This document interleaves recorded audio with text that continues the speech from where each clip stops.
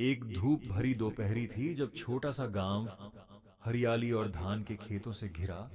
उसमें रहने वाले लोग अपने अपने काम में व्यस्त थे। उसी गांव में एक लड़का रहता था जिसका नाम था रमन। रमन की उम्र बस 15 साल थी, पर उसकी आंखों में हमेशा एक चमक रहती थी, जैसे वह किसी बड़े साहसिक कार्य की तलाश में हो। रमन के पिता एक किसान थे और माँ घर के काम काज संभालती थी। घर के पीछे एक पुराना बड़ का पेड़ था, जिसकी टहनियों पर कई कहानियां लिखी थीं। बचपन से ही रमन उस पेड़ के नीचे बैठकर अपनी दादी से कहानियां सुनता आया था। दादी अक्सर कहा करती थीं, जो दिल से चाहता है वही पाने के लिए रास्ता बन जाता है। एक दिन गांव में एक बड़ा उत्सव आया। पूरे गांव ने मिलकर धरती माँ का महोत्सव मनाने का फैसला किया था। इस महोत्सव में एक प्रतियोगिता रखी गई, जिसमें सबसे अच्छा कथावाचक चुना जाएगा और उसे पूरे गांव के सामने अपनी कहानी सुनानी होगी। पुरस्कार में एक सुनहरी कलम और एक बक्सा भरकर अनाज था। रमन ने यह सुना तो उसका दिल तेजी से धड़कने लगा। उसने सोचा, काश मैं भी अपनी कहानी सुनाऊं और दादी की बातों को सबके सामने रखूं। लेकिन रमन को डर भी लग रहा था। क्या वह इतना बड़ा मंच संभाल पाएगा? फिर उसने दादी की बात याद की। हिम्मत रख रमन, तू जो चाहेगा वही पालेगा।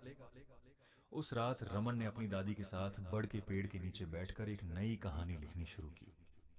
कहानी थी एक छोटे से गांव के लड़के की, जो अपने गांव को सूखे से बचाने के लिए दूर दूर तक यात्रा करता है और अंत में एक जादुई कुएं की खोज करता है, जिससे गांव में फिर से हरियाली लौट आती है।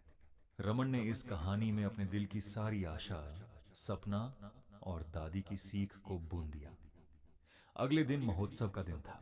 गांव के लोग रंग बिरंगे कपड़े पहनकर गीत गाते हुए एकत्रित हुए।